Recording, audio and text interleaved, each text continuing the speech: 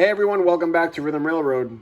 This is update number 32 of my HO scale layout, but this will be part 2 of the update. I'm here on the second level of the layout. On the previous video, we discussed the yard and the engine facility over there, but now we're moving our attention up to here, which is another spot that I was working on furiously during this break that I had. And so you can see what's been going on here. Basically, a lot of the scenery in front of the track has been done. That's where I focus most of my attention because I'm itching to get the water in. But I know, that's the last step. So I have to make sure all the sloppy, stuff that gets in the way has to, be completed before I start putting the water in. But, everybody that has been watching my updates has seen the rock face, or the rock cut that I made here, which I'm in love with. This thing came out really, really good. But I was finally able to adhere it to the wall because it was just kind of floating there, because I just wanted to live with it to see if I really wanted it there.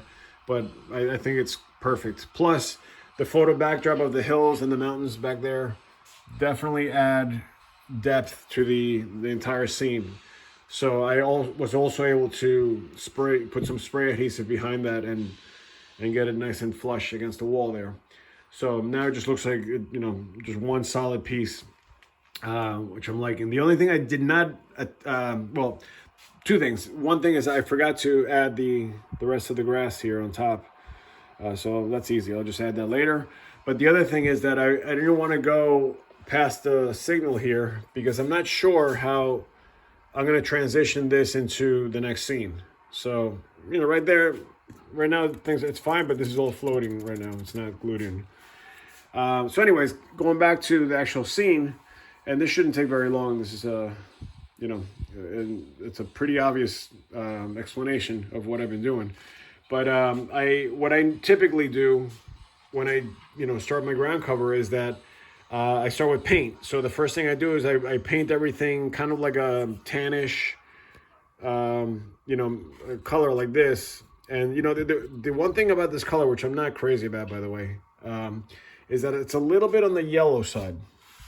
So it's hard to tell with the camera, but it's a little yellowy to me. I would have preferred it to be a little bit more tan.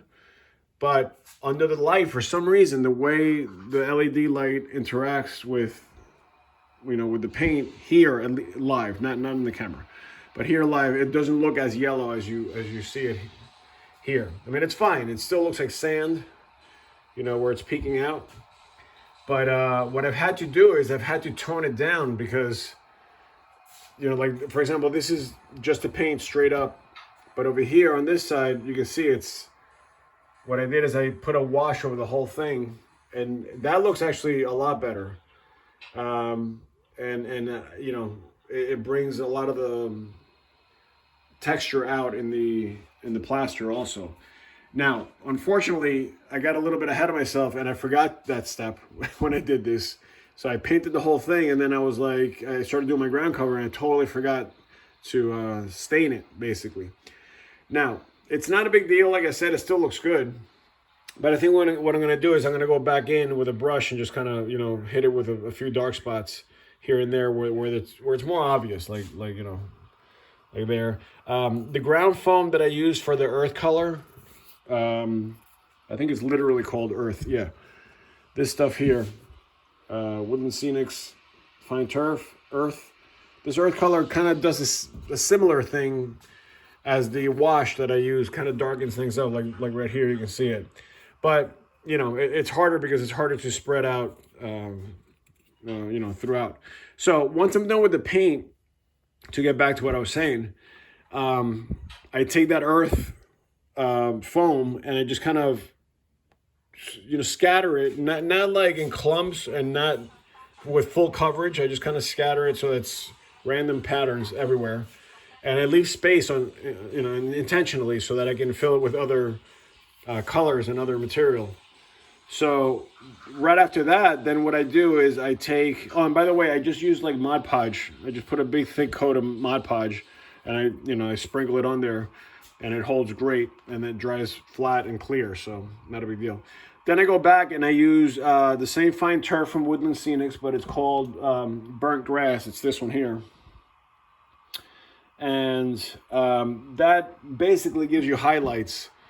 And you can see, you know, the highlights kind of like going around that earth tone over there. It's really obvious here, where you can see that the burnt grass is on top, and this is all the earth tone here. And then the sand behind it gives it that third layer of color. And so I cover more stuff with the burnt grass, and I use it as highlights and whatever, but I still leave, you know, sections where you can still see through to the paint. Then what I did in this case, because like I said, the paint was so yellowy that I wasn't liking the way the erosion scene here was looking. So luckily I kind of ran into something. It was actually a mistake, and it ended up becoming the best thing I've done so far in scenery. And you can see, I mean, this came out really, really cool. The way that it looks like real erosion from the rocks, and it also kind of pulls the rock color in a little bit, and it's a little different, but you know, the eye automatically corrects that when you see it here in person. And so the mistake that I made was that I had some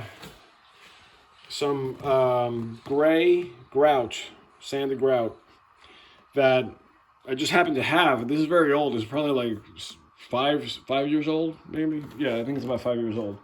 But what ended up happening was that I left it open, and I guess moisture got into it, and it started clumping up. So rather than scraping at it, what I did is I just gave it a nice bang on the box, and it all broke up into pieces like this, which looked very much like stones and like boulders and like rocks. So I was like, wait a second, I'd like to use that, but before I do that, I want to cover the walls so that it looks like, you know, it's the same material and the same, you know, rocks that are falling down.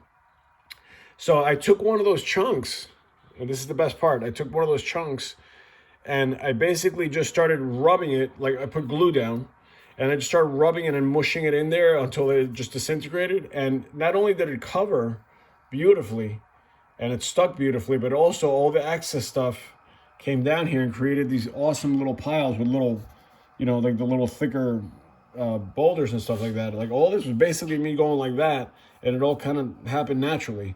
And then, you know, I also added a few more, but I fell in love with the technique because it was so easy. I was just like, in 2 seconds I was done. And then, you know, what I did is I let it dry, and then I went back and I added a second layer, let it dry, and then I added a third layer. And I might even go back once again, but I kind of like, you know, like I said before, the sand coming through also. But I'm especially loving the way the boulders look.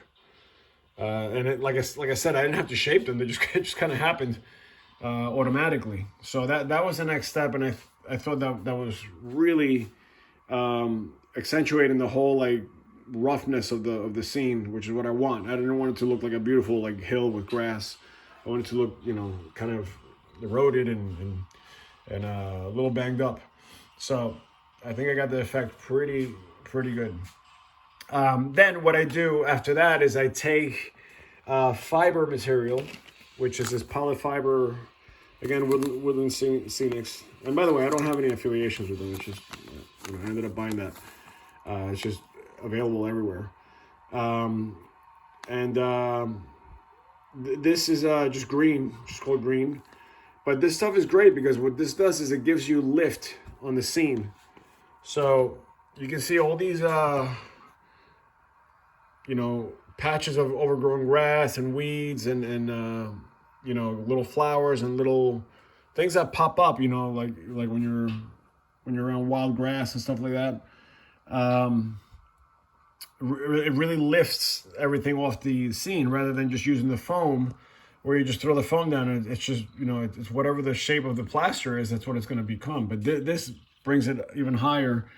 And it's not just like you know, I use the clumps also, as you can see here, but that looks very different than these patches of material. Plus, this stuff is great because you can pull it beyond the scene. So as you can see, I'm going to show you here. There's a really obvious spot right here. I really pulled it away from the the erosion here, so it looks like it's all hanging. Like at one point there used to be a hill here, and that all eroded, so all the grass and all the weeds and stuff, it's just hanging off the rocks. So I love the way that came out, and you can pull it off with this fiber stuff nicely. So that's a great technique. And then obviously what I do is I put glue down, I put the fiber down, and you got to stretch that stuff out real thin. Don't try to clump it together. You can probably do like 3 layouts with that bag of fiber right there. As you can see, I bought the bag and I barely used it, and I already did this whole scene. And it's everywhere. But, once I get the glue down, I just kind of push it up against it. You don't have to go heavy. You don't have to like shove your finger in there. And then what I do is I hit it with a spray with, scenic cement, kind of on top of the fiber all around. And then I take, I like using this green blended turf. It's a number T49 as my base. It's like a darker green, but it's got some like yellows and stuff in there too. I've had this forever, by the way. I bought this like 10 years ago, and I still have some. So I've been using that. That creates a base. And then what I do is I highlight it with T50, which is another, blended turf thing. And the T50 is more brown, like it's more, like a burnt kind of look. So you can see that I just basically took like just a little amount on top here and there, and that creates that highlight, kind of like, it's been exposed to the sun or whatever, it's drying out a little bit, or it's older growth rather than the more fresh stuff. And that again adds, another layer. So now we're like up to like 5-6 layers of scenery where, now the eye automatically thinks, wow, there's a lot going on here, even though there isn't. So that's how I get those shrubs. Then like I said, I take the clump foliage like this, and I like the smaller stuff. I don't like the ones that are like I bought these, a long time ago, and these are like they're just too clunky, and they look a little silly. It almost looks like forced. At least in my opinion, for this kind of stuff. For other stuff, it works nicely, but for this, it's too much. So I rather buy the more broken up stuff like that, because then you can spread it out better, and it's more low profile, so it doesn't, you don't have these crazy mountains of bushes sticking out. So that's another layer that I used to kind of create all that stuff. Oh, and by the way, these walls were already in place, these retaining walls that you see popping out here and there, right there, right there. So I thought ahead when I shaved the plaster around that, so you can have some kind of a feature with these walls. Then the next layer I used was, I like the sea, it's almost like sea sponge material that you can get anywhere in any craft store. I don't have the bag in front of me. Oh, here it is. But it's basically, I think I got these in AC Moore. It's like a moss collection. And you get, I like these colors because it's more like a greenish, brownish kind of thing. It looks dry, and it looks a little bit more natural. And so, I basically take these things. Sorry, I just dropped like 3 of them. Here they are. And I break them down to like very small pieces, but you can see the material looks very rooty. So you don't need a lot of it. I just take tiny, tiny pieces. And when you put them into the scene like this, suddenly it just becomes like a little bush that came out that way or this way, or maybe this little thing here with like a little thorny thing, or I stuck one in there, I put one up here, so I just kind of like, bounce it around until I, create some kind of, see it almost looks like little roots coming out of there. Some kind of interest to the eye where, even though you're not looking for that, it adds another part to the scene. So that's another little trick that I use. Then I went back. I know it's a lot of going back, and I added these. These are great, by the way. I love this company. This AK. I don't know what it stands for, AK, but they seem like they're kind of new. So these blooming yellow pieces here are great because it almost creates like a weed material. And by the way, this stuff is really good. It's expensive, but it's really good. It doesn't fall apart. Like, you know, sometimes you buy this pre-made stuff and half the stuff ends up in the package and not on the scene.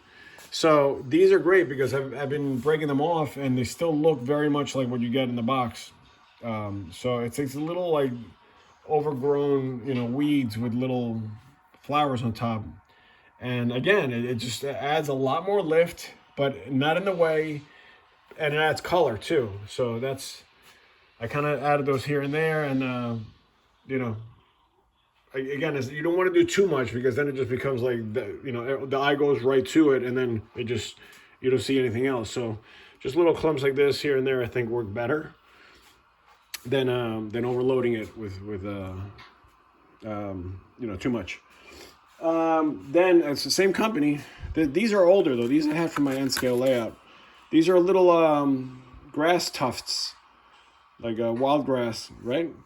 So, you know, now that I just bought a static grass applicator. Now I can make these myself. And I have made some already, but these I had anyway, so I figured I'd use them. But again, this company is just solid. They really make nice stuff. I just wish it wasn't so expensive. But I took those little tufts and I just snuck them in behind the boulders and stuff, and that looks great. That looks like, you know, a little overgrown grass from, you know, the water coming in and out and whatever happens in nature there. But all those little things, you probably didn't even notice they were there, are those little tufts. But I tried to be very strategic about placing them in places where, like, you would, these things might be growing, right? Like behind boulders and little crevices and things like that. So, you know, I didn't put them like just everywhere and just, you know, without making any kind of sense out of them.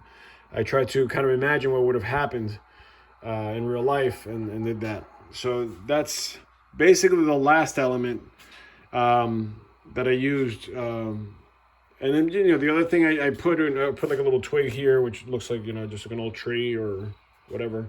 These I have to paint, but I'll probably do the same thing here and there. I'm just going to add more junk around the scene, and then maybe add a few more like rocks and things. But that's basically it. So I'm super happy with the scene. Obviously, I added some trees. I put one that's kind of low here intentionally because when we have sessions, I need to be able to see that signal there. And if there's a big old tree here, it kind of blocks everything. And then people have to stick their heads in the scene and then they start kind of bumping into things, and I don't want that. So I'm going to try to keep basically this area kind of low profile. And if anything, I'll put a tree here like this so that you can still see the signal. And then any other trees obviously are going to go more on this end. But I have a similar problem, like, you know, like I added these two trees here, that's fine.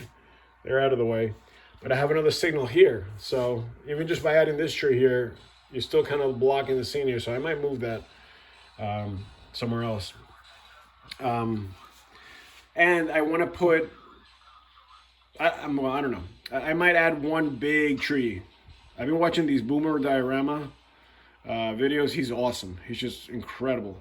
And he's making some really cool trees. So I wanted to kind of mimic what he did with his scene on his latest project, where just a big old, you know, chunky tree in the middle there somewhere.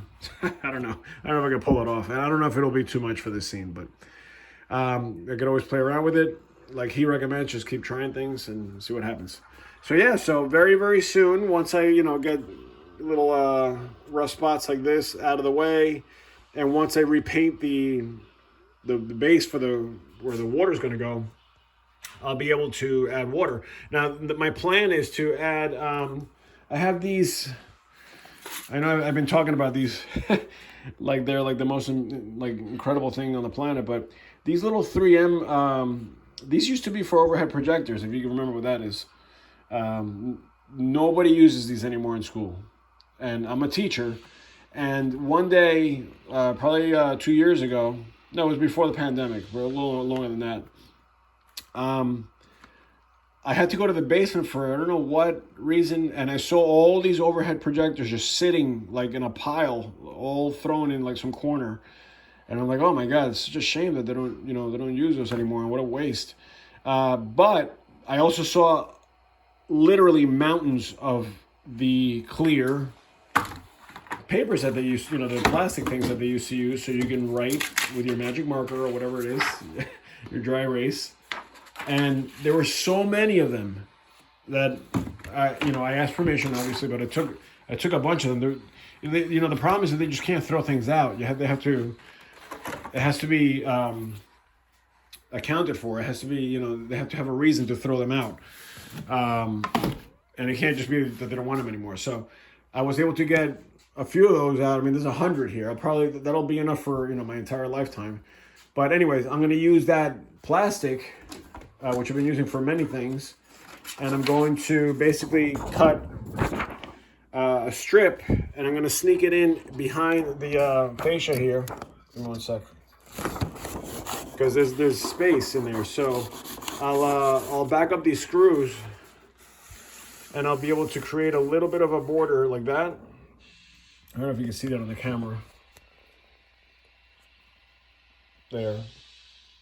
And that's enough just to get the water level pretty much under the top of this. And then once, you know, it all settles, what happens is there's always a little lift that gets created from the, you know, the material sticking to the wall. So there's always like a curve right at the edge here. So I just take an X-Acto knife and I just, you know, cut it at level all the way through. And that's how I make my water barriers. So that's kind of cool.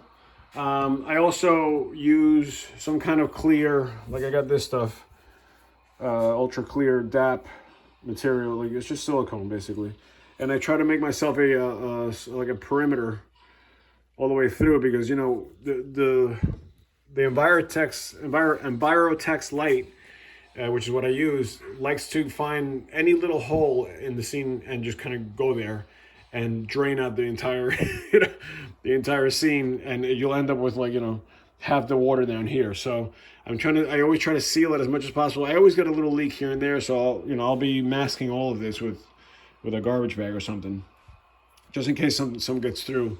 But typically, I mean, I've done a bunch of water scenes. I get it pretty good where it's not leaking all over the place. And I also made this, originally when I made the bench rack, I made sure that this was level, so I wouldn't get like this much water on this side and like no water over there. But anyways, that's basically it. I hope you enjoyed this. Dinner. And there's my dinner.